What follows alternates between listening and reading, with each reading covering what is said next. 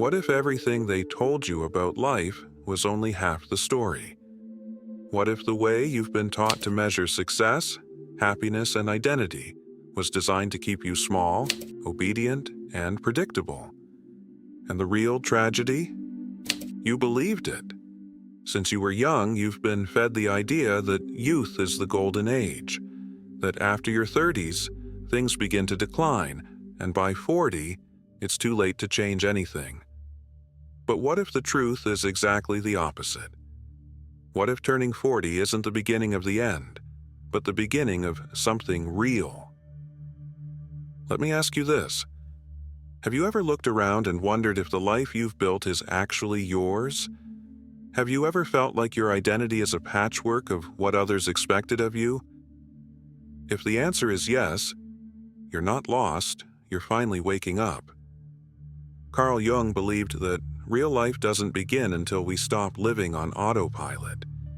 He called it the beginning of individuation, the process of peeling off everything we've been told we should be and uncovering who we truly are underneath.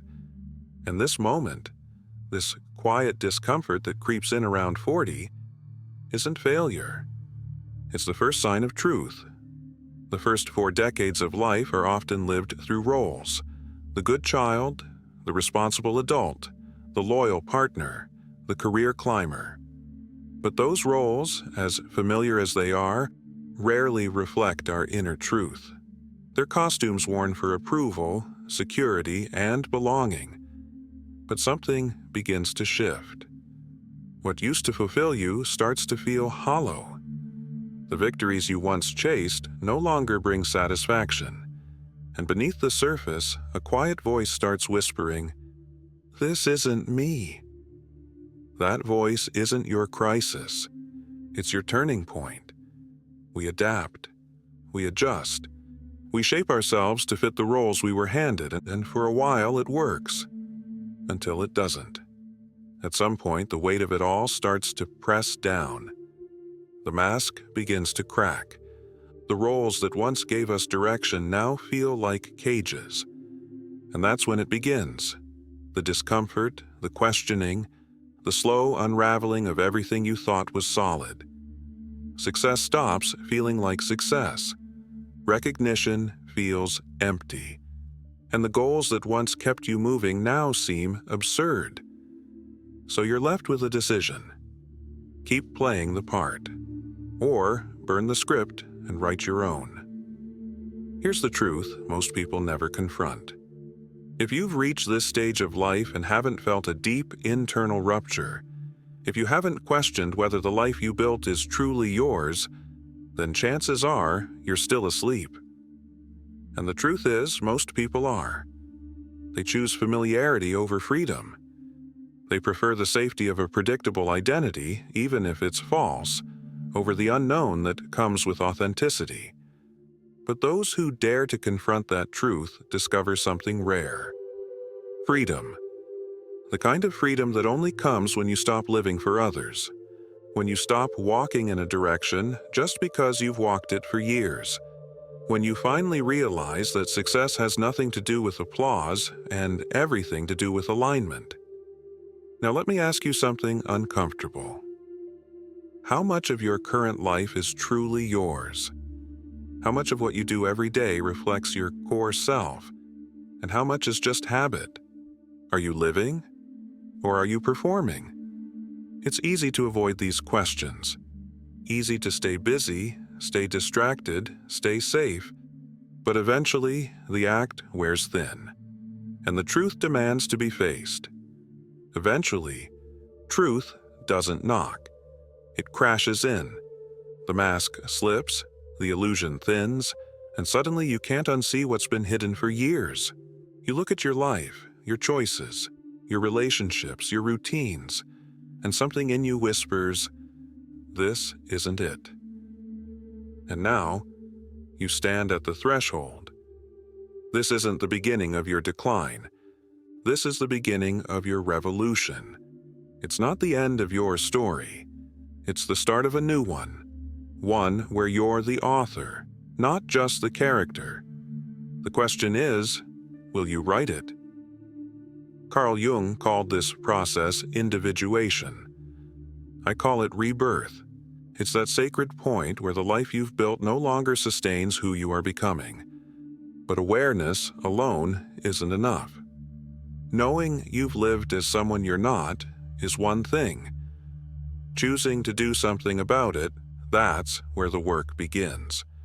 Because when you start peeling back the layers, the roles, the labels, the expectations, what you find at first isn't clarity. It's emptiness. Raw, disorienting, silent emptiness.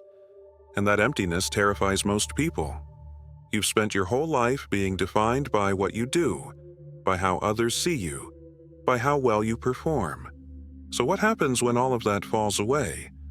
Who are you when no one's watching? That's the question most run from. Because the familiar, even when false, feels safer than the unknown. And this is why so many turn back. Not because they don't know the truth, but because they fear what comes after. But Jung understood something powerful. The void is not the end. It's the doorway. It's the space where the old identity dissolves, so that something real, something you've never dared to be, can finally emerge. When everything you're not has been stripped away. When you're left with the silence of your own existence, unfiltered and unadorned, something incredible becomes possible. You now have the chance to build yourself from zero, not based on expectations, not to earn approval, but from your own truth. And this is where the real work begins. Because finding your essence isn't some sudden insight. It's not a lightning bolt of clarity. It's a process, a slow, messy, humbling path, a journey filled with trials, resets, and uncomfortable truths. And here's what most people don't want to admit.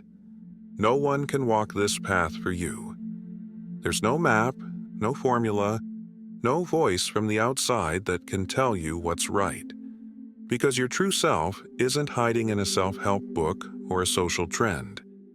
It's discovered through living, through risking, through trying, failing, starting again, and most of all, through listening to what's been buried inside you for far too long. Here's the hard part. Not everyone makes it to this place. Most people won't. They'll choose what's known. They'll cling to the familiar, even if it's suffocating. They'll hold on to comfort, even if it costs them their authenticity. Because starting over is terrifying. Because staring into your own soul without distractions is uncomfortable.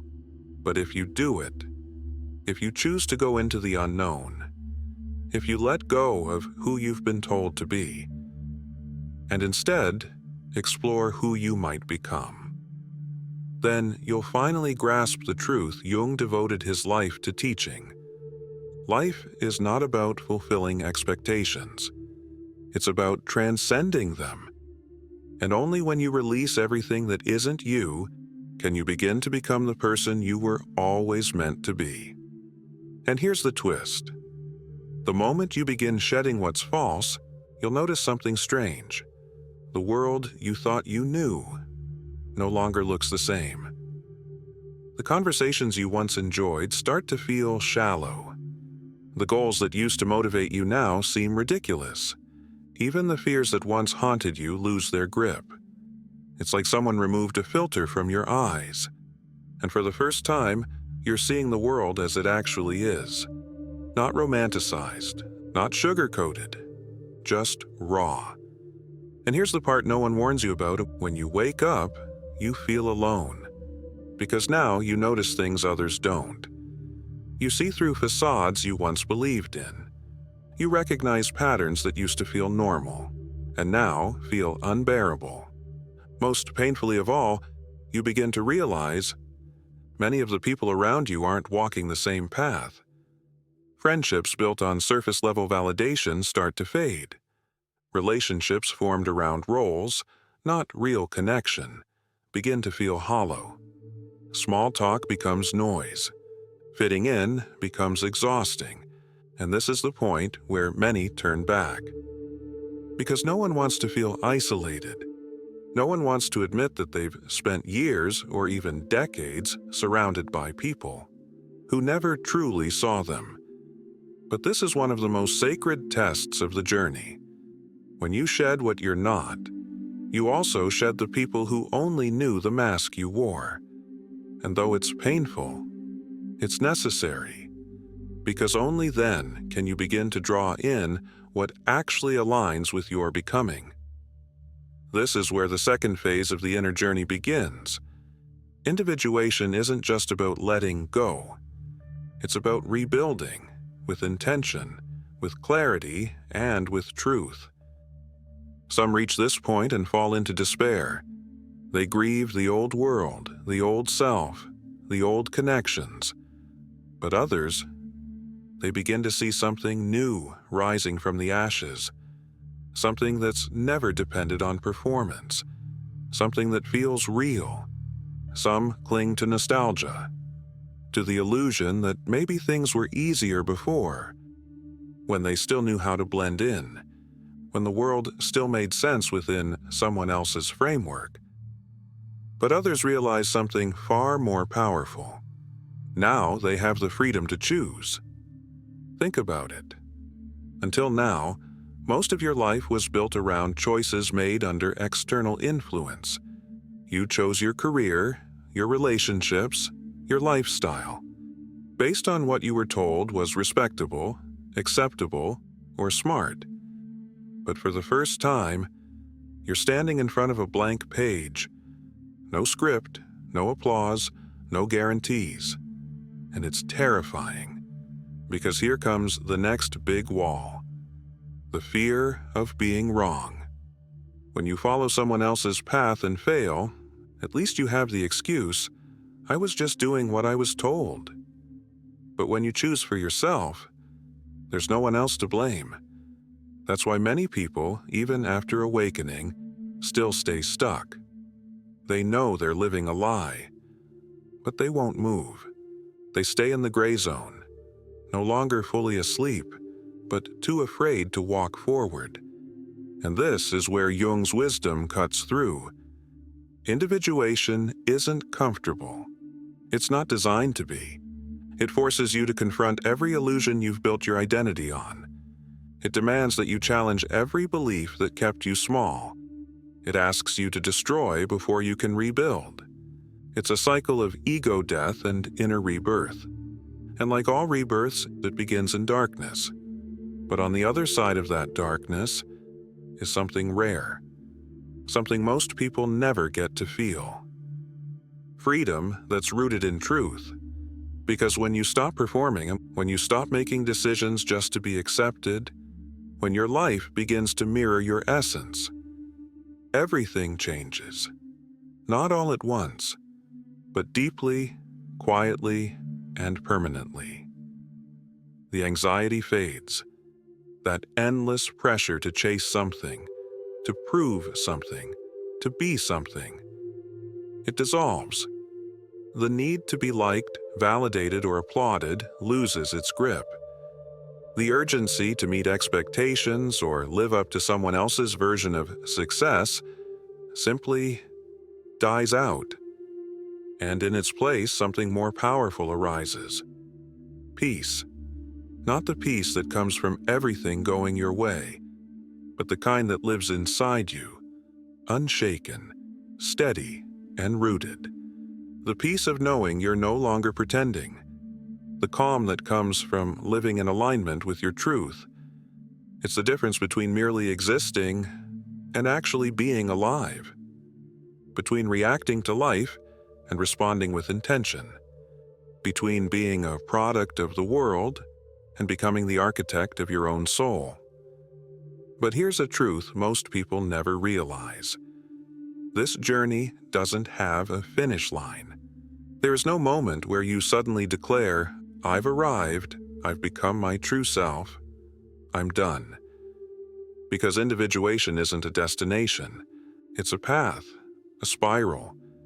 Every phase of life brings new masks to break, new identities to release.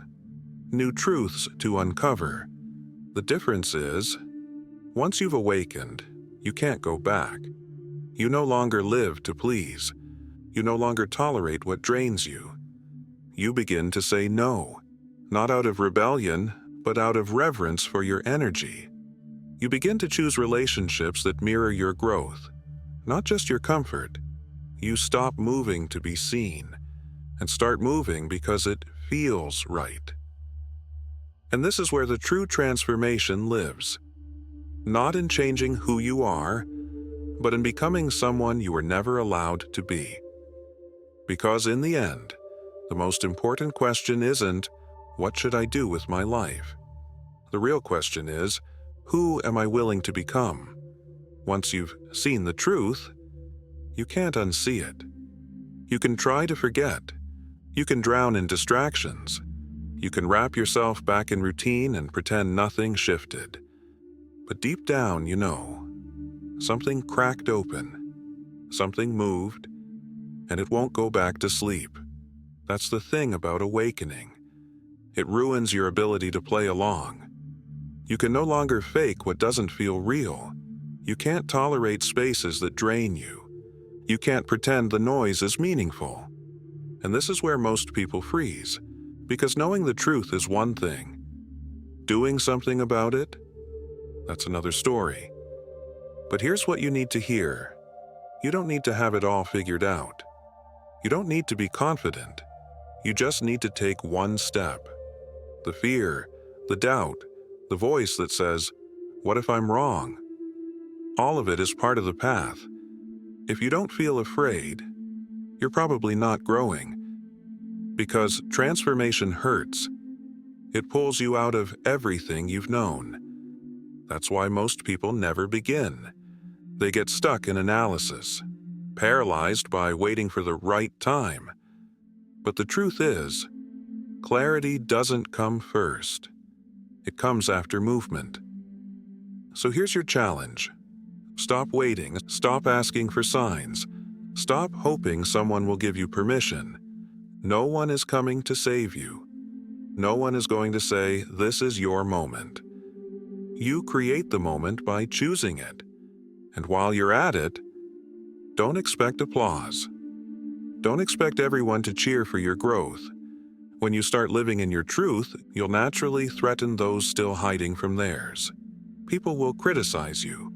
They'll question your choices. They'll try to plant seeds of doubt in your path. But it's not about you. It's because your evolution forces them to see where they've stayed stuck. And that makes them uncomfortable. So stay steady. Stay rooted. This journey isn't for them. It's for you. Don't chase approval. Don't wait to be understood. You don't need validation to be real. You just need courage. And now the decision is yours. You can close this video and go back to pretending nothing has changed. Or you can let this message take root in you. You can go back to what's safe. Or you can start walking into the unknown. If you choose to take that first real step, remember this. It's never too late. It doesn't matter how long you've been asleep. It doesn't matter how many years you wore a false identity. What matters is this moment, what you do now. Because your life is unwritten. There's no fixed ending. You get to decide where the story goes from here. So let me ask you directly. Are you ready to live for real? If you've made it this far, leave this phrase in the comments. Awakening is irreversible. I want to know who truly felt this. Who's not just listening, but ready to move. And if this message resonated with you, like the video, subscribe to the channel, share this with someone who's also ready to wake up. Because around here, we're not chasing followers. We're building a community of people who are finally remembering who they are. See you in the next video. And until then, stay awake.